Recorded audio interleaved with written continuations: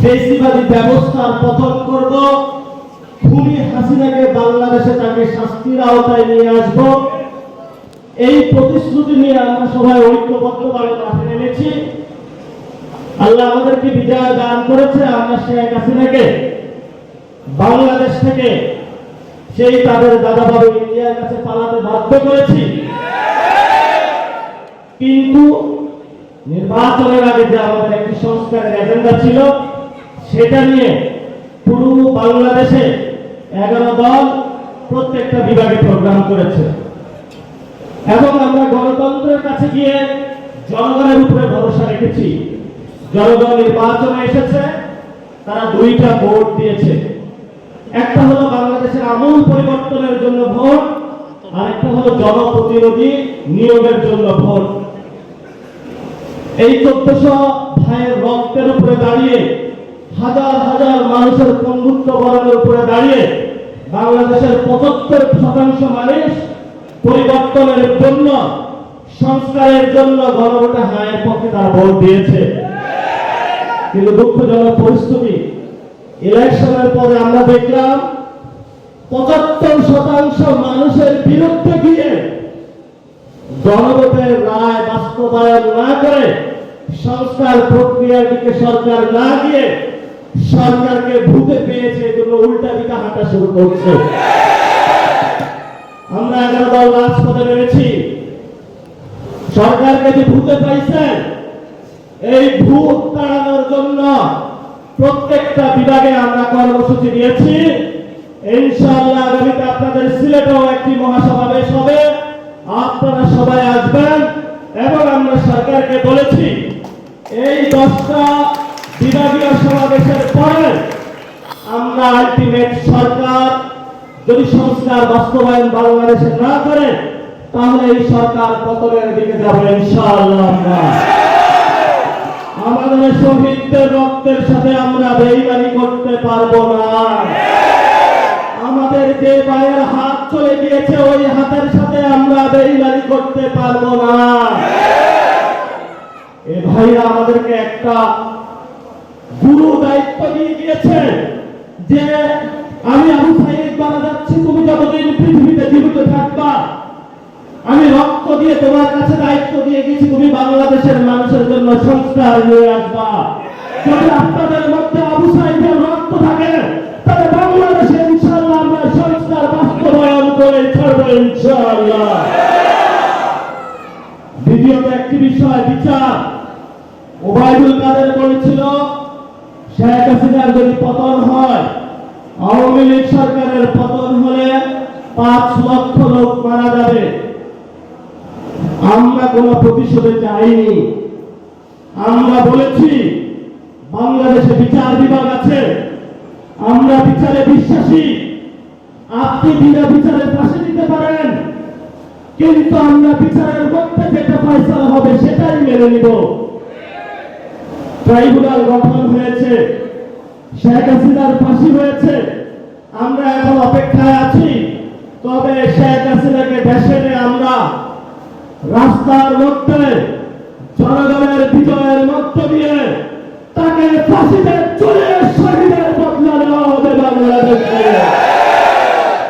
এবং আওয়ামী লীগকে সন্ত্রাসী সংগঠন হিসেবে বাংলাদেশের মানুষের সামনে বিচারের কাঠ গড়ায় দাঁড় করাতে হবে। 3 নম্বর, গত 50 বছর ভারতের একটা, যারা ভারতের পা লেহন করেছে, দাদা বাবুদের কাছে গিয়ে সিজদা দিয়েছে, এই আওয়ামী লীগ। আমরা গণঅভ্যুত্থানের পরে বলেছি আমরা একটি স্বাধীন পররাষ্ট্রনীতির দিকে হাঁটবো। 71-এ আমাদের অসংখ্য মুক্তিযোদ্ধা জীবন দিয়েছিল, 90-এ দিয়েছিল, 24-এ দিয়েছিল স্বাধীন বাংলাদেশের জন্য, আজাদীর বাংলাদেশের জন্য। রাস্তা তারা রক্ত দিয়ে লিখে দিয়েছে, ভারত তুমি শুনে রাখো, বাংলাদেশ স্বাধীন হয়েছে, আগামীতেও স্বাধীন থাকবে। তোমরা যা কিছুই করো না কেন, আমাদের মতো যারা তরুণ যুবক বাংলাদেশে আছে, আমরা যতদিন বাংলাদেশে জীবিত থাকবো, ততদিন তোমাদের কাছে আমরা মাথা নত করবো না, করবো না, করবো না। কিন্তু ইলেকশনের পরে আমরা কি দেখলাম? তাদের ভিতরে যে চুক্তি হয়েছে আওয়ামী লীগের সাথে, ভারতের সাথে ভোট দেওয়ার জন্য, সেটা জনগণের সামনে স্পষ্ট হয়ে পড়েছে। এই যে বড়লেখাবাসী আপনারা আছেন সীমান্তে, গতকালকে রাত বা এর আগের দিন রাতে ভারত থেকে সন্ত্রাসী কার্যক্রম চালানো হয়েছে বড়লেখার সীমান্তে। আপনারা দিনের যদি বিজেপির সাথে তাল মিলিয়ে সীমান্তে আপনারা দাঁড়িয়ে সন্ত্রাসীদেরকে পেটিয়ে দিয়েছেন, এই জন্য আপনাদেরকে লাখ সালাম। বড়লেখাবাসী অনেক হুমকি এমপি গেছে, বড়লেখার উন্নয়ন হয় নাই। এই যে সুজানগর ইউনিয়ন আদর গাছ, এটা বিক্রি করে বাংলাদেশের মধ্যে সবচেয়ে ধনী উপজেলা বানানো সম্ভব বড়লেখাকে। 11 দলীয় জোট যখন ক্ষমতায় আসবে, এই আদর এবং উট শিল্পকে আমরা বিশ্বে আরো কিভাবে বাড়ানো যায় এটার জন্য কাজ করবো ইনশাআল্লাহ। এখানে কিভাবে কর্মসংস্থানের জন্য ফ্যাক্টরি বানানো যায়, যাতে বুকের সন্তানকে লন্ডন আর আমেরিকা না পাঠাইতে হয়, দেশে সেই পরিমাণ স্যালারি পাওয়া যায়। 11 দলীয় জোট আসলে ইনশাআল্লাহ আমরা সেই ব্যবস্থা করব। অনেকে বলে টাকা পাবেন কই? টাকা আসবে যদি দুর্নীতিবাজ না থাকে, তাহলে বাংলাদেশের উন্নয়ন সম্ভব। যদি চাঁদাবাজ না থাকে, তাহলে বাংলাদেশের উন্নয়ন সম্ভব। যদি দখলবাজ না থাকে, তাহলে বাংলাদেশের উন্নয়ন সম্ভব।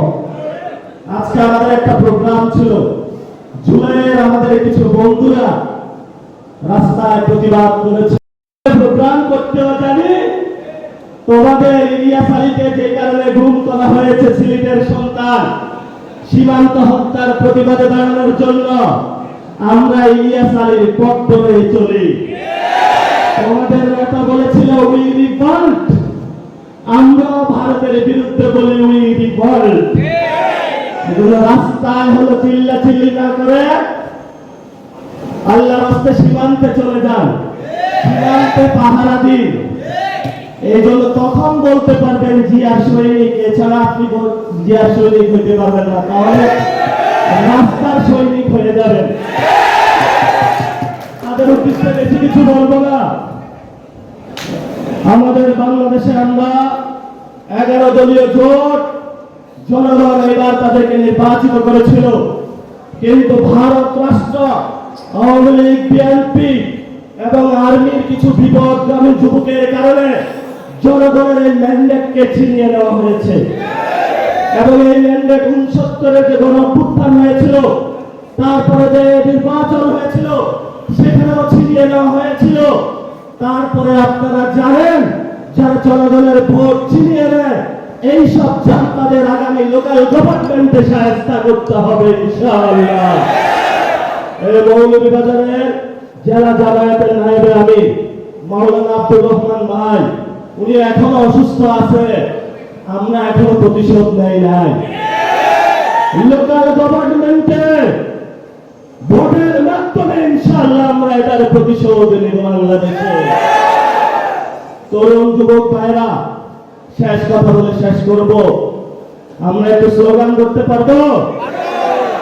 Action to action, action action, চাঁদাবাজের বিরুদ্ধে,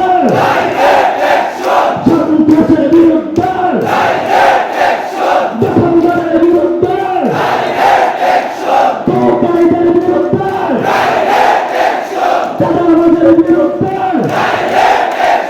আগ্রাসনের বিরুদ্ধে। ধন্যবাদ। সবাই ভালো থাকবেন, সবাই রাজপথে থাকবেন, লড়াই ছাড়বেন না। আগামীর দিন আমাদের আগামী নির্বাচনে 11 দলীয় জোট ক্ষমতায় যাবে, ইনসাফের রাজত্ব কায়েম করব আমরা ইনশাআল্লাহ। শহীদ উসমানের ইনসাফ বাংলাদেশে আমরা কায়েম করব ইনশাআল্লাহ। সবাই ভালো থাকবেন, দোয়া করবেন। আবার দেখা হবে বড়লেখাবাসীর সাথে। আজকে আপনাদের সাথে উপস্থিত হয়েছেন আমাদের জনপ্রিয়, আপনাদের পরিচিত দল কাফি ভাই, কেন্দ্রীয় সংগঠন সোহাগ ভাই আছেন, জামায়াতের নেতৃস্থানীয় যারা আছেন সবাই আছেন, বক্তব্য দিয়েছেন। আপনাদের পাশের উপজেলা যিনি আছেন উনিও দিয়েছেন। সবাই মিলে ঐক্যবদ্ধভাবে ওরা যদি 100 গুণ হয়, আমরা 200 গুণ হয়ে ইনশাআল্লাহ তাদেরকে পরাস্ত করব। রক্ত আছে না? দিতে পারবেন? লড়াই করতে পারবেন? লড়াই হবে ইনশাআল্লাহ। সেই লড়াইয়ের আহ্বান জানিয়ে আপনাদের সামনে আজকে আমার বক্তব্য শেষ করছি। আবারও অনেক ধন্যবাদ সবাইকে আসার জন্য। লড়াই চলবে ইনশাআল্লাহ। বাংলাদেশে 11 দলীয় জোট ক্ষমতায় আসবে।